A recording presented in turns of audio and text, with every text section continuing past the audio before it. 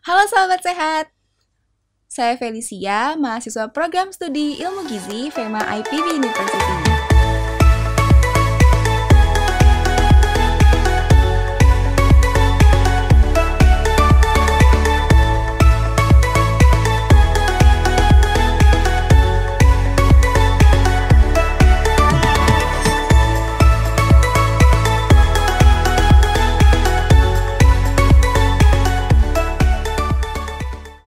Nah, selamat jumpa kembali ya di YouTube Lini Sehat, ngobrol tentang hidup sehat.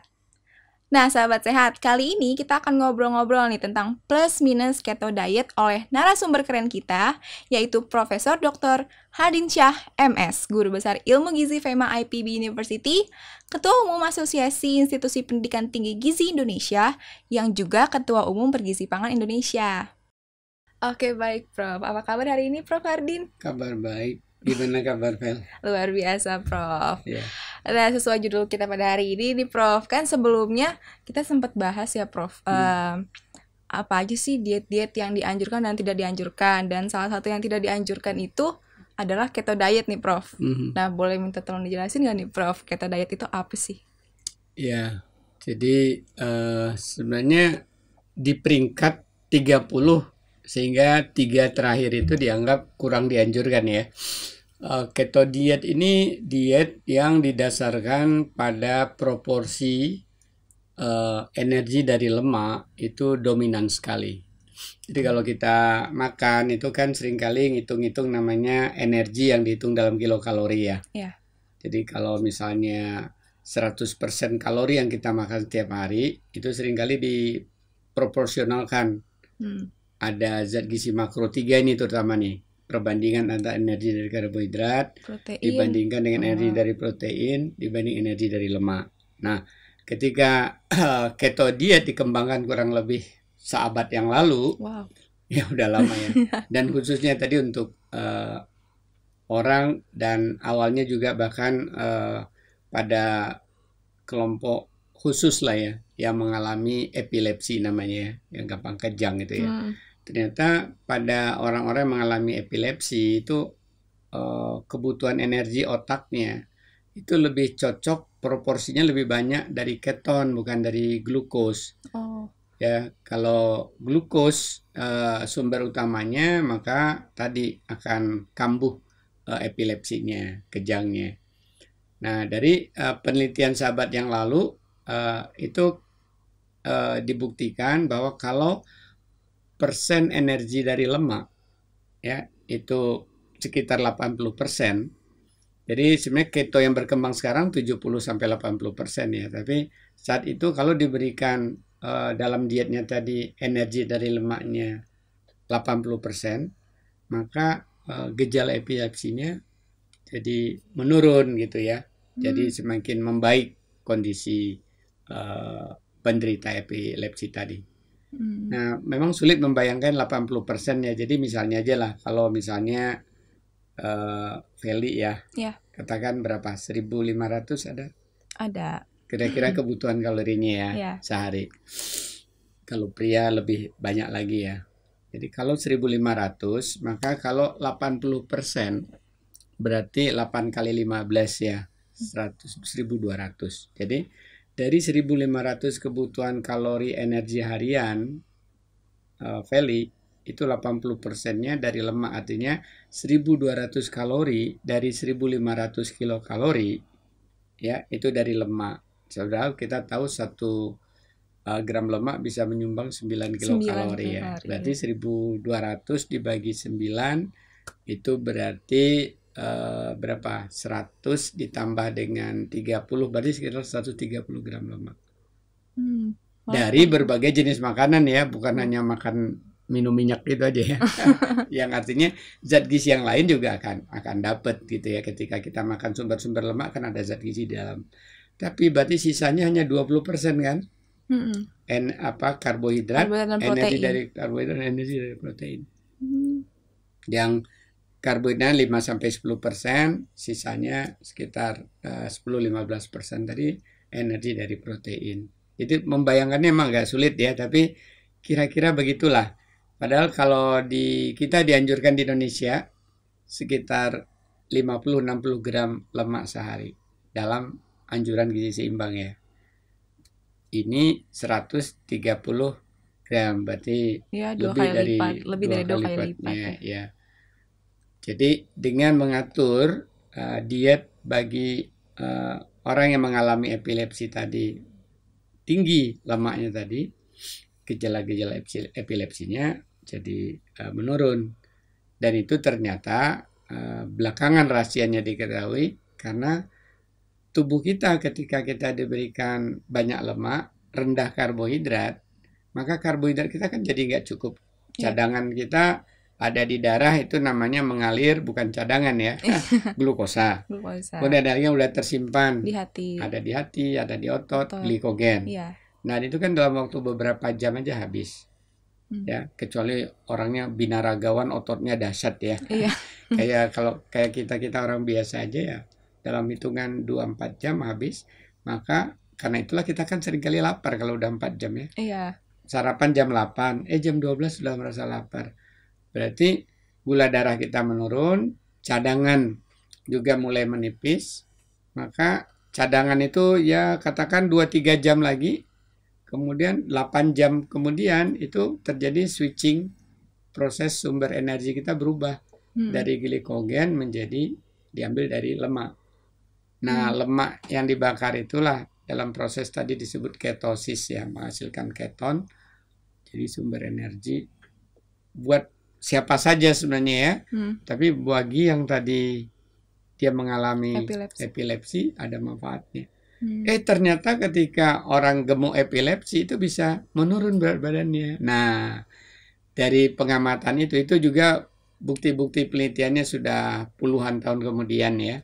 Tapi dalam 20 tahun terakhir itu banyak bukti orang nggak epilepsi, dia coba itu 2 bulan, 3 bulan keto diet itu menurunkan berat badan. Tapi berikutnya ada lagi penelitian, yaitu nanti kita bicarakan soal minusnya. Oke, berarti asal kata dari keto diet itu keto dari ketosis ya, Prof? Iya, ketosis. Proses lemak tadi dipecah ya. Jadi keton untuk otak ya, Prof. Oke, baik. Biasanya ini kan ada plus minusnya nih, Prof, kalau diet. Kira-kira plus dari keto ini ya walaupun peringkatnya ada di bawah nih, Prof ya. Ada 3, termasuk 3 yang tidak dianjurkan nih, pasti ada dong plusnya. Ada apa aja tuh, Prof? Plus dari keto diet.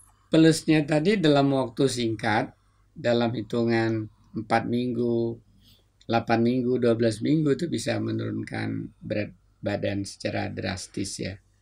Kenapa? Karena tadi ketika tidak ada kecukupan energi dari karbohidrat, hanya dalam arti dalam hitungan jam habis, maka tubuh kita secara otomatis memindahkan sumber energinya. Sama ya, kalau ada makanan di sini, pasti kita ambil yang di sini ya kalau lapar ya. Tapi kalau di sini habis, ada kulkas ya. Kita pergi ke kulkas atau pergi belanja ke supermarket atau warung terdekat ya. Jadi itu kan ibaratnya itu cadangan ya. Yang ada di kulkas, ada di dapur, ada di warung sebelah. Nah, ketika makanan yang disajikan sini habis, Feli pasti, wah kita harus cari lagi nih. Nah, tubuh kita mencari cadangan tadi yang namanya warung kulkas tadi, itu namanya cadangan lemak. Nah, cadangan lemak itu kan buat orang yang obes, itu kan yang harusnya dikurangi. Jadi tubuh kita ketika kita gemuk, lemak tadi yang berlebihan, harusnya itu yang ditarget untuk dipecah. Bukan mengurangi otot gitu ya, bukan mengurangi air tubuh. Bahwa air tubuh bisa dikurangi, bahkan mungkin hanya dalam itu dengan obat pencahar 1 hari juga bisa menurun, tapi bahaya gitu ya. Iya, dehidrasi, Prof. Dehidrasi ya. Dan kekurangan elektrolit juga. Oke, baik. Berarti nih selain plus kan pasti ada minusnya juga nih, Prof. Apa aja tuh minusnya? Ya, minusnya ketika penelitian itu ternyata jangka menengah dan panjang, ada yang dilakukan 6 bulan, ada yang dilakukan 12 bulan, bahkan ada yang dilakukan sampai 2 tahun. Itu ternyata setelah mengalami penurunan berat badan, ternyata ada jenis profil lemak kita itu yang tidak baik. Salah satunya lemak jahat, bukan, kolesterol jahat, yang bahasa lainnya itu disebut dengan LDL ya, low density lipoprotein kolesterol. LDL-nya meningkat, harusnya LDL ini kan rendah, HDL yang harus ditingkatkan.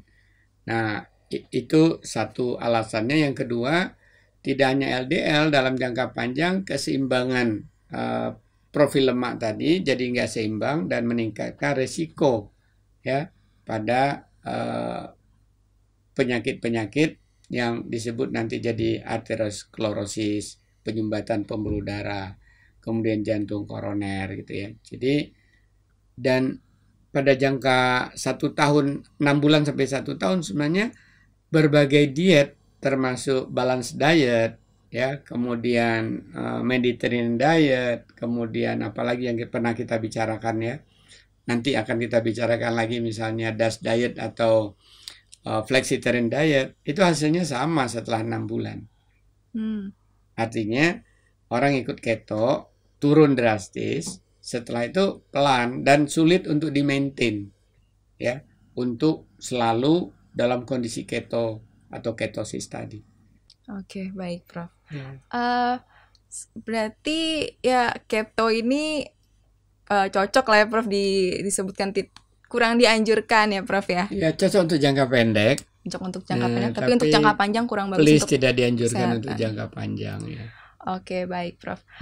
Mungkin untuk memudahkan sahabat sehat di rumah, mungkin ada kesimpulan dari diskusi kita pada hari ini Prof? Ya, kalau judulnya tadi plus minus ya, ada plusnya ada minusnya. Jadi plusnya memang keto diet ini kalau dalam jangka pendek, katakan sebulan 2 bulan itu sudah bisa dirasakan manfaatnya ya. Dengan tadi 70-80% dari total energi tadi. Tapi tetap ya prinsipnya tidak mengonsumsi juga berlebihan gitu. Kalau berlebihan tetap juga nggak baik. Nah, karena itu untuk lebih efektif lagi proses yang tadi sebulan, 2 bulan, 3 bulan itu dikombinasikan dengan fasting, disebut keto fasting diet. Supaya betul kita tidak akan kelebihan, karena kalau kita puasa pasti nggak akan kelebihan kan ya.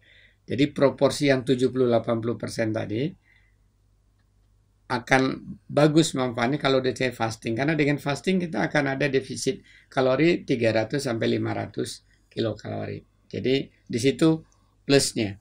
Jadi happy banget buat orang yang ingin cepat.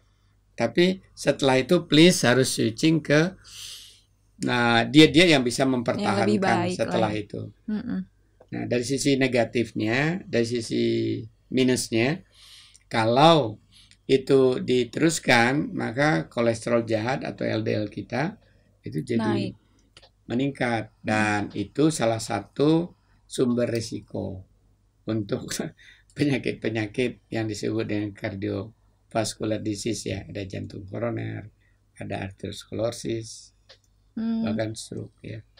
Oke, baik. Tadi sempat disebutkan fasting ya, mungkin sahabat sehat di rumah kurang familiar. Fasting itu artinya berpuasa ya Prof ya? Iya, fasting artinya puasa. Jadi dalam waktu tertentu tidak makan dan tidak minum ya. Tapi dianjurkan itu ya bisa 8 jam, bisa 12 jam, bisa 16 jam. Tapi kalau dia muslim ya udah sekalian aja ikut yang itu, sekalian mungkin dia cari tahu ya. Antara jam 4 sampai jam 6 itu berapa ya? 14 jam. Oke, baik Prof. Baik, terima kasih banyak Prof hari ini. Sangat banyak ya informasi yang kita dapat. Tentunya sahabat sehat di rumah juga pasti banyak nih dapat inspirasi baru. Apakah keto diet itu sebenarnya hits di Indonesia? Kenapa sih kok dietnya kurang bagus gitu ya? Tapi kenapa bisa sampai hits gitu di Indonesia? Nah, tadi sudah dijelaskan oleh Prof Hardin. Terima kasih banyak Prof. Sama-sama. Terima kasih banyak atas ilmunya dan waktunya pada hari ini. Semoga di episode selanjutnya nih masih banyak lagi pastinya yang akan kita bahas. Baik. Nah, sahabat sehat, ternyata banyak ya informasi baru yang bermanfaat yang kita peroleh pada obrolan sehat kali ini. Nah, itulah tadi obrolan hidup sehat kita bersama Prof. Hardin mengenai plus minus keto diet. Dan sayang banget nih bila informasi bermanfaat ini tidak kita share ke teman-teman, keluarga, serta kerabat kita karena sharing is caring. Nah, silakan sahabat sehat subscribe dan share video ini agar bermanfaat dan membahagiakan sahabat, keluarga, teman dekat, dan sahabat lainnya. Jangan lupa klik tanda lonceng agar sahabat sehat menjadi orang pertama yang tahu berbagai video hidup sehat terbaru dari kami. Saya Felicia dan Prof. Hardin di sini pamit undur diri. Terima kasih banyak sahabat sehat. Sampai jumpa, dadah.